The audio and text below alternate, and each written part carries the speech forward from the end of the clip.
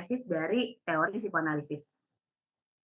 Teori humanisme dia humanistik, sorry, dia muncul sebagai antitesis dari teori behaviorisme dan sorry, dan teori apa, humanistik dia, antitesis dari, teori-teori sebelumnya. Tapi juga dia menguatkan teori psikoanalisis, sorry, gitu. Jadi, kita di sini tidak akan membahas mana yang terbaik, mana yang paling bisa digunakan,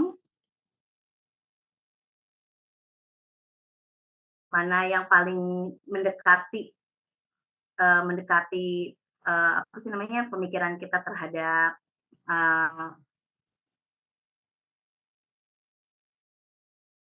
sini sini sini. Jadi kita tidak apa, tidak membahas teori-teori tersebut, mana nih teori yang paling mirip dengan diri kita gitu. Kita tidak bisa kita tidak bisa apa ya, tidak bisa membatasi diri seperti itu. Kita bisa gunakan keempat teori tersebut ketika membedah manusia, melihat komunikan kita misalnya. Gunakan salah satu, oke, tapi kita tidak harus, meyakini bahwa ini teori yang paling baik loh. Kita bisa gunakan salah satunya gitu untuk melihat manusia tuh kayak gimana. Silahkan pilih yang mana aja. Paparan hari ini saya hanya akan memperkenalkan sifatnya tentang teori-teori tersebut. Untuk kalian kalau misalkan tertarik untuk mendalami, banget ya, eee, banyak banget sumber gitu yang bisa dipakai.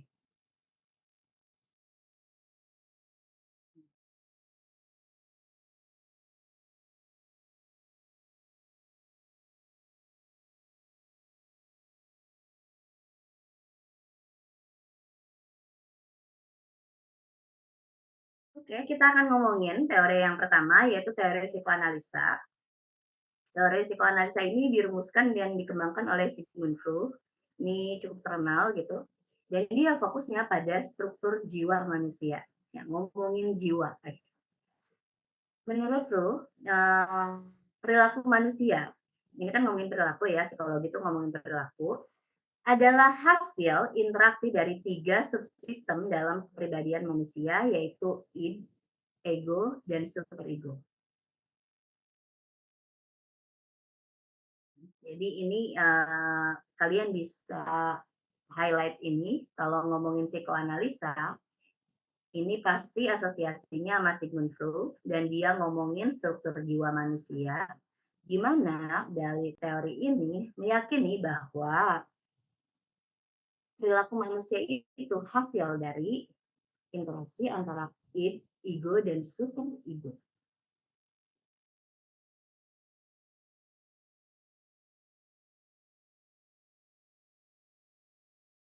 Itu apa? Id di sini, ini adalah bagian dari kepribadian kita yang menyimpan dorongan insting, hawa nafsu. Dia prinsipnya pleaser, ingin selalu dipenuhi dengan segera, insting, nafsu. Itu. Ini apa aja? Ya kayak makan kan. Ini insting kalau lapar pasti nyarinya makanan gitu. Haus, ini pun insting yang jadi hewan untuk menghilangkan rasa haus itu. Dan hobi, melakukan sesuatu yang kita senangi banget, ini pun insting. Dorongan biologis, ini pun insting. Ini adalah id. Id itu pusat insting, hawa nafsu manusia. Kalau menurut Freud, ini adalah bagian kepribadian. Manusia memiliki ini, pasti memiliki ini. Nah, ada 2 insting dominan.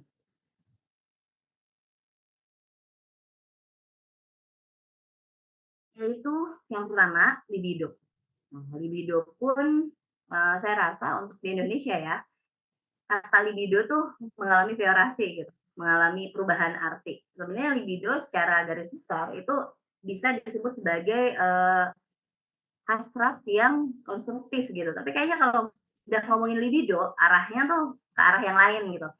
Kalian di sini saya yakin udah 17 plus, jadi kalau misal pun ngomongin kayak gini, kalian mau senyum-senyum sendiri pun silahkan gitu. Tapi yang jelas kita ngomongin libido di sini bukan hanya, apa namanya, hawa nafsu yang berhubungan dengan dorongan biologis, dorongan seksual. Tapi di sini, libido itu kita artikan sebagai suatu insting dalam kepribadian manusia, dia adalah bagian dari yin, dia yang sifatnya konstruktif,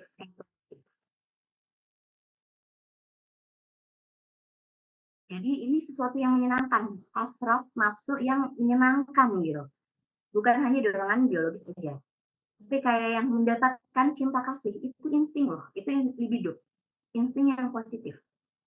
Bisa mendapatkan teman, menikmati makanan, beribadah sehingga menguatkan keyakinan kita kepada Tuhan. Itu adalah bagian dari insting libido ini, insting yang konstruktif, produktif. Dia jadi energi dasar yang ya, yang menyenangkan gitu untuk kita lakukan. Insting kita untuk dicintai, insting kita untuk mencintai, insting kita untuk mendapatkan teman, mendapatkan perhatian, beribadah agar hati lebih tenang. Lalu juga cinta pada diri sendiri, percaya pada diri sendiri, itu pun libido. Insting yang positif, konstruktif. Ini disebut eros. Eros. Kalau eros tuh kalau misalkan kalian belajar itu bukan eros seven seven ya. Eros itu dewa cinta. Jadi memang sesuatu yang sangat positif. Nah, insting yang kedua yaitu insting yang destruktif dan agresif. Ini sifatnya merusak diri sendiri dan bahkan mengarah kepada kematian. Kalau tadi insting libido gitu, insting yang positif yaitu rasa ingin dicintai, rasa mencintai, terus apa dipenuhi kesenangannya gitu saat melakukan hobi, itu adalah insting dominan yang menyenangkan. Nah, kalau Thanatos ini dia lebih agresif, dia sifatnya destruktif, menghancurkan. Misalnya apa? Kalian diejek, terus marah. Dia ngomong marah gitu kan, itu, kita ada perasaan gitu. Iya, tapi kalau kita lihat itu dari psikoanalisa, itu adalah sebuah insting untuk melindungi diri sendiri, tapi sifatnya merusak. Karena apa? Karena agresif.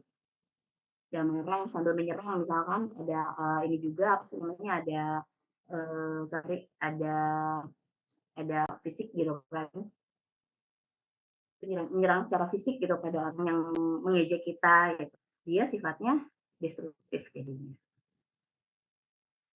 Kalau tadi insting-insting positif yang libido, kalau Thanatos dia destruktif. Terus kalau misalkan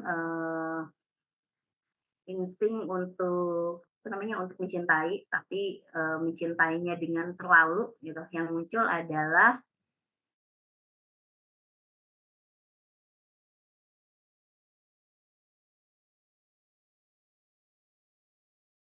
kadang hancur gitu si hubungan tersebut karena insting yang terlalu agresif untuk rasa memilikinya yang terlalu berlebihan. Ini id ya, jadi ingat id itu adalah pusat insting, hawa nafsu. Dia prinsipnya prinsip pleasure, harus dipenuhi dengan segera. Id ini disebut juga tabiat hewani manusia. Hewani kebayang kan? Ternyata manusia juga ada tabiat hewannya. Kalau dari sudut pandang psikoanalisa ini. Nah, apa yang bisa membuat tabiat hewani manusia ini biar enggak keliaran kemana-mana? Ada struktur kepribadian yang kedua yaitu ego. Lagi-lagi ego ini saya sering menanyakan ke senior kalian gitu kalau misalkan lagi ngajar ini atau teman-teman angkatan kalian di divisi, apa sih yang dimaksud dengan ego? Itu Mbak, ego tuh egois gitu, hanya mentingin diri sendiri gitu. Ya lagi-lagi kita di sini menemukan istilah-istilah yang sebenarnya kita familiar, tapi ternyata secara arti di psikologi ini agak berbeda ya. Jadi ego di sini ini didefinisikan sebagai kepribadian yang menjembatani id dengan realita.